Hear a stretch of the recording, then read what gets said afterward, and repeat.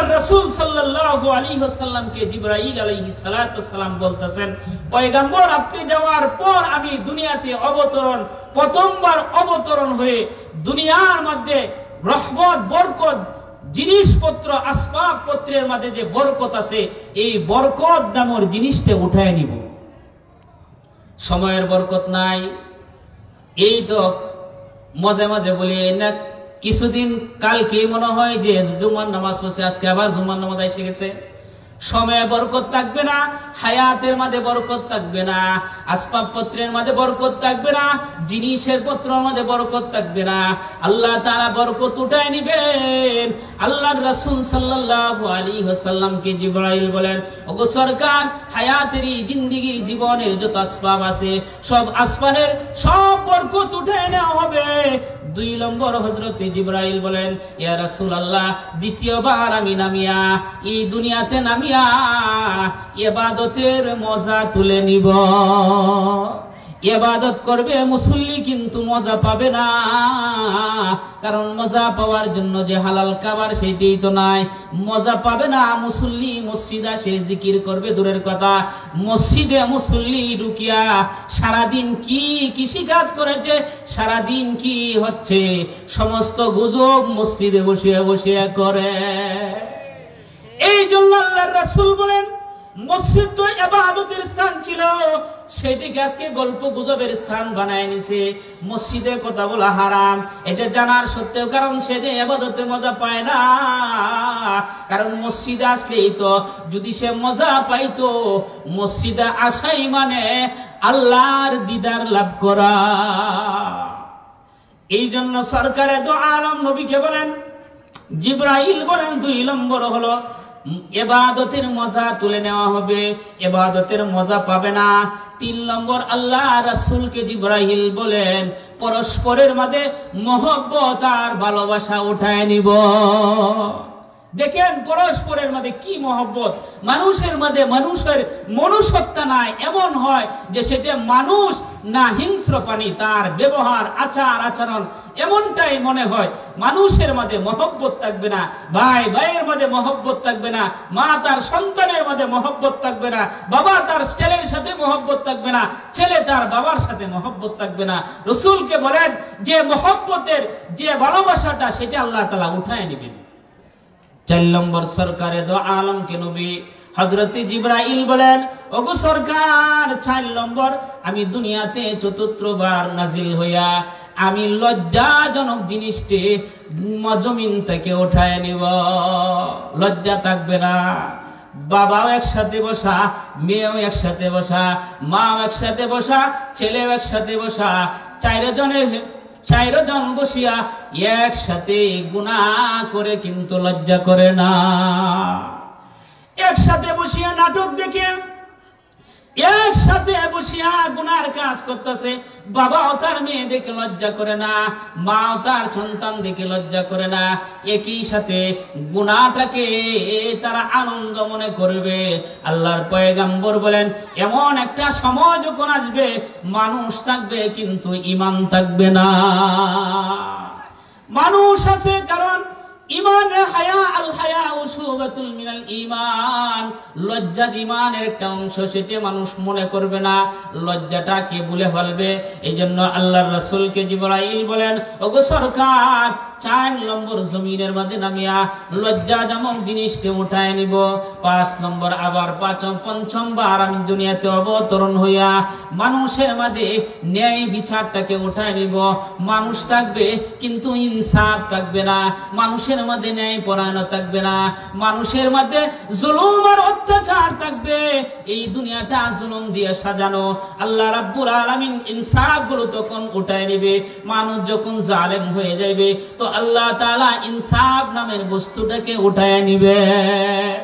6 নম্বর আল্লাহর রাসূলকে জিবরাইল বলেন, ওগো সরকার, সবুর নামের জিনিসটা, ধৈর্য নামের জিনিসটা উঠায় নেওয়া হবে। ধৈর্য থাকবে না, মানুষের মধ্যে ধৈর্য থাকবে না, ধৈর্যগুলো আল্লাহ তাআলা উঠাইয়া নেবেন। 7 নম্বর রাসূলকে বলেন, ওগো সরকার, 7 নম্বর হচ্ছে কিছু আলেম থাকবে যে আলেম সত্যটা জানার পরেও হক কথাটা বলবে না। সমাজের মধ্যে এমন কিছু আলেম হবে যে আলেম জানতেছে সেটা সত্য কথা, তার চাকরির বয়সে এই সত্য কথাটাকে গোপন করে ফেলবে। আল্লাহর পয়গম্বর বলেন, হযরতে জিবরাইল বলেন, আলেম থেকে সত্য কথা উঠায় নেওয়া হবে। এমন সময় বুঝবা আলেম আছে কিন্তু হক কথা কিছু কিছু বলে না। মনে করবা আল্লাহ রাব্বুল আলামিন হযরতে জিবরাইলের মাধ্যমে সেটি উঠায় নিতেছে। ৮ নম্বর রাসূলকে বলেন জিবরাইল, যে ধনীদের মধ্যে, বিত্তশালীদের মধ্যে সৎ সাহসগুলো উঠায় নেওয়া হবে। ধনী কিন্তু তার সাহস থাকবে না, হক কথা বলা, সত্য কথা বলার মতো তার সাহস থাকবে না, ভয় কাঁপতে থাকবে। আমি যদি সত্য কথা বলি, আমার কাছ থেকে যদি টাকা নিয়ে যা, আমি যদি মামলায় পড়ে যাই, তাহলে তো আমার টাকা নষ্ট হয়ে যাবে। সত্য কথাটা বলবে না, তার মধ্যে সৎ সাহস থাকবে না। ৯ নম্বর হযরতে জিবরাইল বলেন, ইয়া রাসূলুল্লাহ, মানুষ থাকবে কিন্তু ঈমান নামের বস্তুটাকে উঠায় নেওয়া হবে। মানুষ থাকবে কিন্তু ঈমান থাকবে না। কে হলো মানুষ? নামাজি থাকবে কিন্তু কারো ঈমান থাকবে না। ১০ নম্বর হযরতে জিবরাইল আলাইহিস সালাতু সালাম বলেন, ওগো সরকার, ১০ নম্বর কোরআনুল কারীম, যে কোরআন আমরা তেলাওয়াত করি, যে কোরআন কারি সাহেবরা পড়ে, যে কোরআন হাফেজ সাহেবরা পড়ে, ওই কোরআনুল কারীম পড়ে থাকবে কিন্তু তার কোরআনের হরফগুলো উঠাইয়া নেওয়া হবে। যখন এই 10টা জিনিস নাজিল হয়ে যাবে, আল্লাহর রাসূল সাল্লাল্লাহু আলাইহি ওয়াসাল্লাম বলেন, এমন সময় আল্লাহ তাআলা নির্দেশ দিবেন, ও জিবরাইল, ওরা মানুষ কিন্তু যে মানুষ না, এই মানুষের জন্য আমি দুনিয়া বানাই না, এই মানুষের জন্য আমি আল্লাহ তাআলা আসমান বানাই না, ওই মানুষের জন্য আমি ওই কায়নাত সৃষ্টি করি না।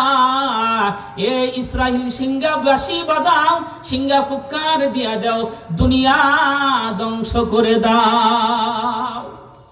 তাহলে বোঝা গেল আল্লাহর পয়গম্বর হযরতে জিবরাইলকে জিজ্ঞাসা করেন, ও জিবরাইল, জাহান্নামের প্রতিবেশী কে, কোন শ্রেণী, কোন দিকে প্রবেশ করবে?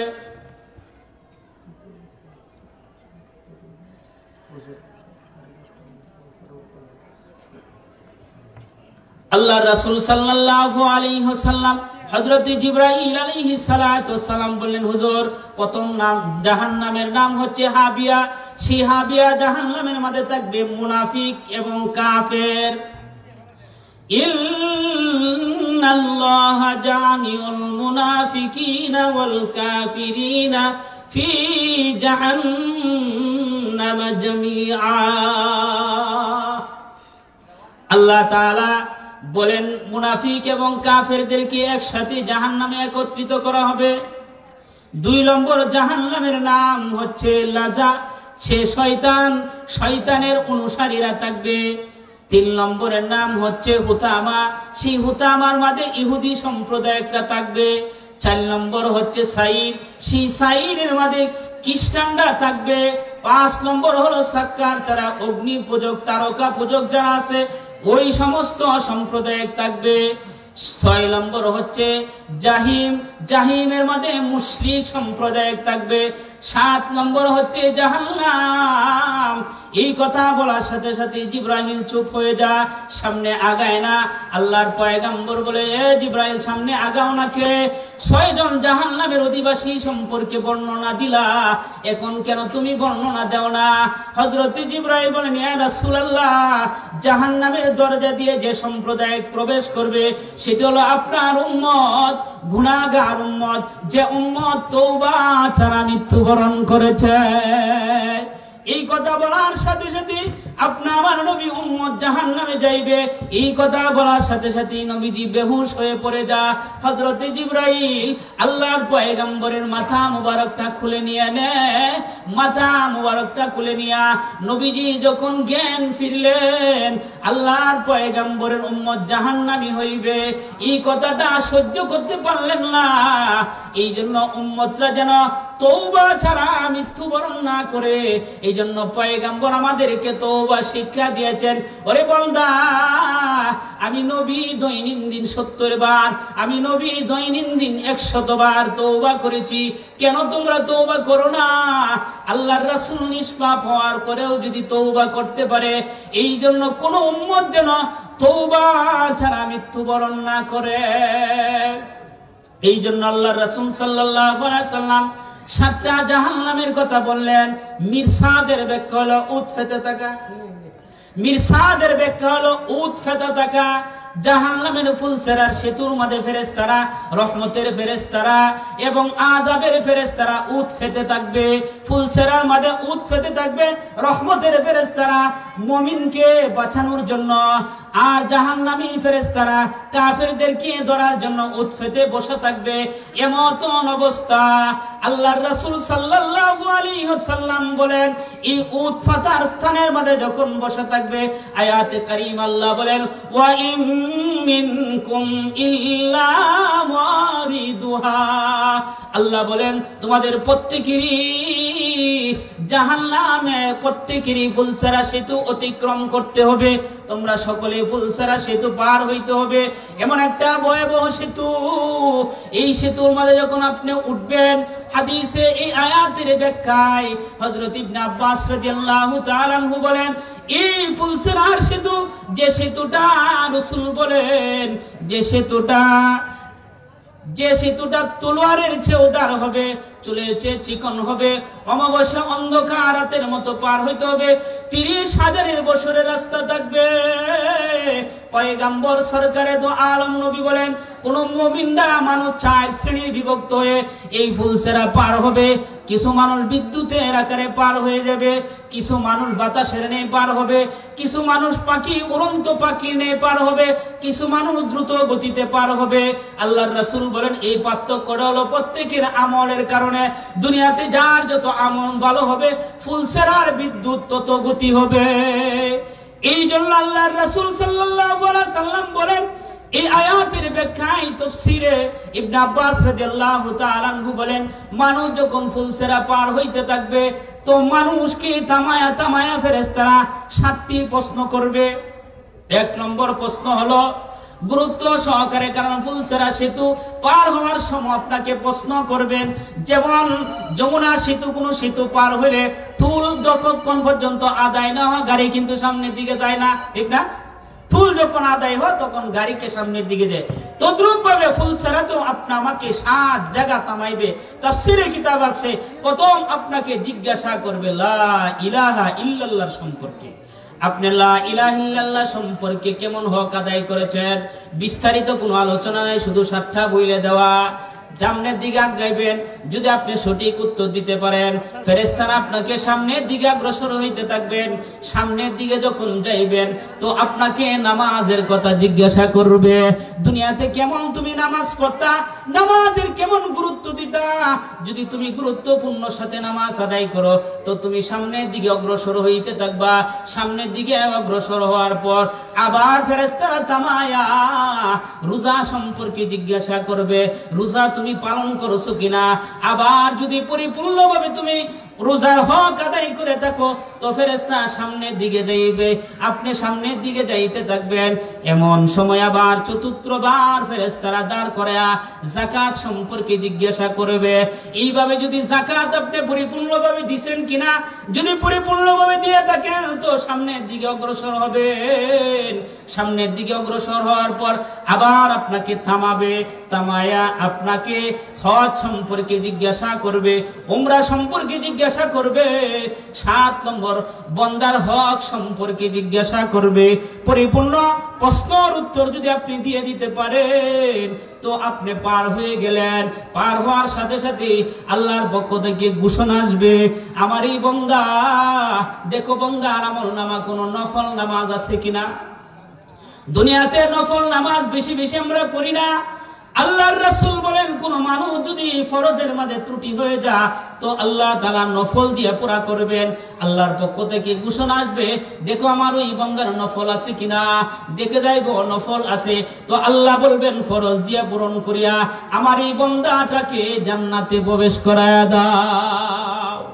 আর যদি আপনি সঠিক উত্তর না দিতে পারেন, এই সেতুটা থাকবে ফুলসরার সেতুটা, যে উপরে ফুলসরা কিন্তু নিচে থাকবে জাহান্নাম, আপনি পড়ে যাইবেন। এই জন্য আমরা আমাদের জীবনটাকে সুন্দরভাবে সাজাই, জীবনটাকে আমল দিয়ে সাজাই। আল্লাহ রাব্বুল আলামিন আমাদেরকে যে উদ্দেশ্যে পাঠাইছে, উদ্দেশ্যটা যেন আমরা সামনে রাখতে পারি। আল্লাহ তাআলা আমাদের সকলকে এই কথাগুলো বোঝা এবং আমল করার তৌফিক দান করুক। আসসালামু আলাইকুম ওয়া রাহমাতুল্লাহি ওয়া বারাকাতুহু।